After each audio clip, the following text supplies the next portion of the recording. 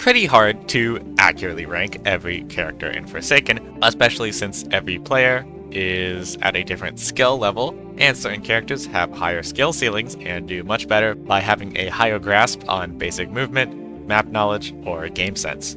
But I'll be doing my best to rank all killers and survivors based off my own experiences playing them and going against them, and how personally strong I think they are before the game's next big update, where Noli and 2 other survivors are going to be released.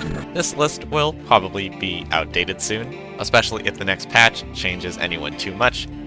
But without further ado, let's begin with Noob is the first survivor every player unlocks, and when in the right hands, can actually be very troublesome for the killer. While 2 of their abilities are pretty situational and not the most useful, having 2 10-second speed boosts with short drinking time automatically gives them a huge advantage. If you're able to keep your distance and know how to dodge killer attacks, Noob can be very effective, especially in Last Man Standing, where they do what they do best, stalling. Slate Skin is not the best ability, but it has its uses such as tanking minion damage or getting stamina back at the risk of taking some damage. Ghost Burger is only really useful when Last Man Standing starts, as killers won't be able to track you for some time. Of course, they are far from perfect. Getting caught off guard leaves you with little ability to escape without getting hit a bunch, since all their abilities require a moment to activate. Heavily underestimated since new players always use them wrong, so I'm feeling a nice B tier. 7 and 7 recently got a pretty big rework that made his clones 1 million times better. I'm not actually the most confident about putting him in this spot, mainly since I don't play 7 and 7, but I do think that the amount of trickery that he can pull with the right amount of skill can be pretty good. And against some of the super skilled 7 and 7s, I've been tricked really hard. While 90% of the ones out there I've seen play him pretty badly and clone while in direct line of sight or GUI in obvious spots, I think that he has his moments primarily with the potential to completely dominate Last Man Standing, especially against his son, since he can't track survivors. He does have some pretty big downsides though. His clones are fairly easy to detect. It only takes a couple weird movements for you to realize that they're fake. It's also very difficult to reliably trick killers who are completely locked in on you, no matter how good you are. And besides that, he lacked any consistent way to escape a chase. Cool GUI can be good and even game winning, but with the amount of ranged abilities killers have, as well as the loud sound it makes, it can be discovered and interrupted extremely easily. He's very challenging to play, not the most reliable, but not completely useless. If you can make him work, good on you. I'm feeling an unfortunate C tier for 7 and 7. Builderman is in a fairly good spot at the moment, being an effective support survivor that can set up in a spot and allow other survivors to take refuge there for heals. The turret is extremely annoying for the killer and can easily break them off from chasing a survivor with its slowness. Destroying it as anyone except John Doe takes a decently short but annoying amount of time, and some inexperienced players will attempt to ignore it, but that is a big mistake, since good Builderman players will just loop around it over and over again, especially in Last Man Standing, where it becomes an even bigger issue. Without the turret though, Builderman cannot do anything on his own, and can be run down and killed fairly easily if you catch one off guard. I'm gonna give him a solid B tier, since it's always useful to have at least one on your side. As most of you probably figured, I unfortunately don't think TwoTime is very good. A lot of people don't. While they are definitely not unusable, and you can still win games, against more skillful killers, there's not much you can do. Literally, TwoTime has 0 abilities, meaning having little to no choices when in-game, except just running away. While the second life seems good on paper, there's not much stopping the killer from just catching up to you again, where you'll then have less health or that dreaded weakness, allowing you to just get one-shotted. I do think he has a very cool design though. Unfortunately, I am putting TwoTime in the D tier.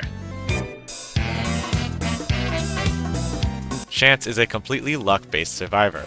It's his whole point. While my love for gambling has gotten me to hitting level 100 with this guy, I don't think his kit is too great. While he has the best stun in the game, with it being very long ranged, it can be pretty hard to aim if the killer has stamina and is moving around. Sometimes it's used to cancel killer abilities where they're stationary, but even then, you don't get too much value from that.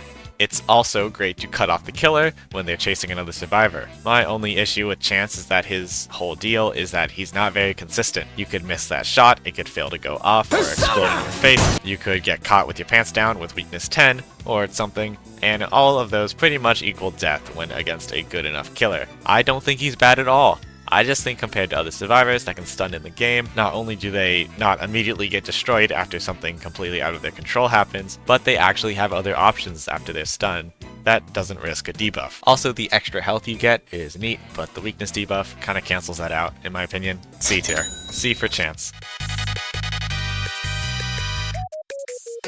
Elliot players are quite annoying, mainly because their character is very good. Skilled Elliots will play passively for most of the round, completing generators and getting their heal up, before swooping into a chase and sniping that low HP survivor that you were so close to killing. While it is possible to just target the Elliot, they are very persistent, and when other survivors jump in to protect them, you manage to get a whole lot of nothing done. Especially when there are two Elliots and they begin to heal each other, it's just not too fun. He's not perfect though. If you can manage to take out an Elliot very early into the game, usually by catching them off guard, then everything becomes much easier. While his rush hour gives him a lovely speed 3, I still find myself catching up shortly after with the right stamina management, and since it doesn't last too long. Because he's such a reliable support with his own decent survivability, I'll give Elliot a solid A tier. Probably being the survivor with the highest skill ceiling, in my opinion, Guest has a very annoying kit of abilities. To straight up throw hands with the killer, experienced Guests will put you in the ground if they can read you well enough. He specializes in jumping in the way of chases and either forcing the killer to target him, or giving the killer a harder time chasing that one low HP survivor that they really want to kill.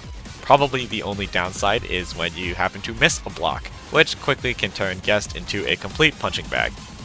While the nerf to his block, preventing it from blocking projectiles, definitely stops him from being S tier, it made him much more balanced, and a very nice contender for the A tier. I am fairly confident about my placement for Mr. Shedletsky.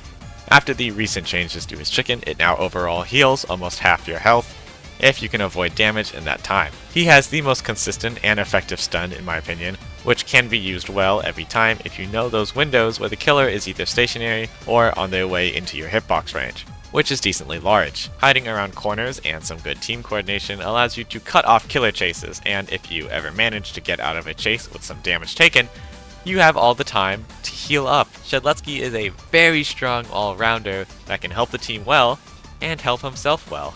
A solid S tier survivor if you know exactly what you're doing, which isn't actually that hard.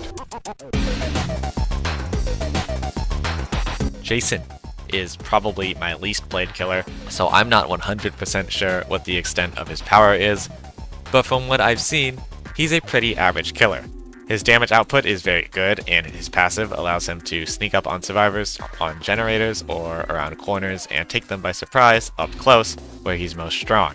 All of his kit involve close range swings that can combo pretty well into each other, though that means he has to get close and hope the survivor doesn't have the stamina to slip away. His sprint speed is pretty good, and his only movement option, technically, would be raging pace, which I'm not quite sure how you use yet, probably by cutting people off in a chase and hoping to get an ability or swing in for that extra damage. Skilled Jasons are definitely pretty scary, but for the most part, if I have a cola or some form of movement option, I'm not too scared of these guys, especially if I'm paying attention and don't get snuck up on. A very solid B tier killer. Not bad by any means, but just doesn't have that many options when it comes to gameplay compared to other killers. I tried playing 1X, but I just couldn't do it. Probably my favorite design in the game, but I am not a fan of his gameplay. 1X is the slowest killer in the game, and probably has the loudest footsteps, meaning you won't be catching up to survivors or sneaking up on them. That's why he has 2 ranged abilities that go through walls and travel across the map. Mass Infection has a pretty large hitbox, but has a sound cue that anyone on the map hears, meaning skilled players will instinctively look around for where you're aiming and move around it accordingly. Entanglement is the best way for 1x to secure a kill, but probably just as hard to hit as Infection. With no sound cue and a short windup, yet much smaller hitbox. 1x is not completely awful, but his abilities are extremely inconsistent, and can turn his entire playstyle into hoping the survivors just run into your abilities, or aren't paying complete attention. The recent damage nerf also didn't really help with that. Yes, you can get kills with him, yes, there will be times where you can server wipe, but there will always be those rounds where you just can't seem to hit anything. And then you feel stupid. C tier, not really that bad, but can be really frustrating to play.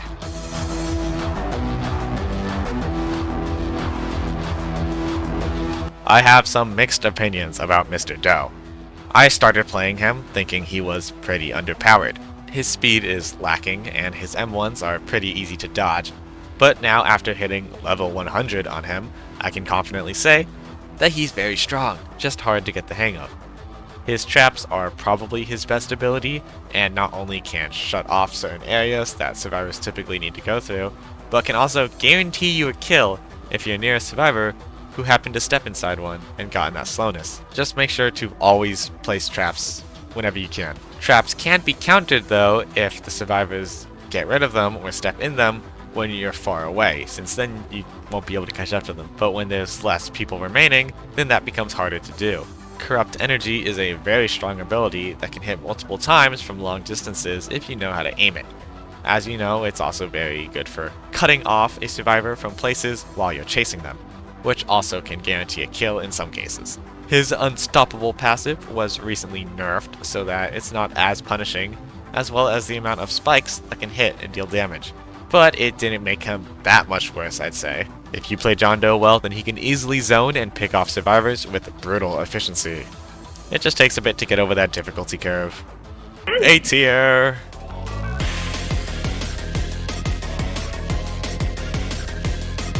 Cool Kid is the best killer in the game. His speed and movement is unmatched, especially while he can slow down survivors as well. His M1s are immediate, making them much harder to avoid or block, and he probably has the most versatile set of abilities, which can be effective at long range and close range to combo survivors and completely melt them. Not to mention his minions are extremely annoying, mainly because they slow you down, automatically making you a direct target. And they're completely silent, meaning it's easy for them to sneak up on you around corners and stuff. They can also be used to force survivors out of spots, or blocking certain paths that they could potentially run through. Corrupt Nature can be a bit hard to aim, but with enough practice, you can chain it into other abilities and maximize damage from close to mid distances. Walk Speed Override, while punishing if you miss it, can be easy to hit if you know when to use it, such as being close to a survivor with low stamina, or just predicting where they're heading next, preferably some kind of choke point. Anyways, this is my personal list before next big update where 3 new characters are being added. Go ahead and argue with me in the comments if you want. Maybe there's some things I don't know yet or missed, but Argue and fight, argue and fight, argue and fight.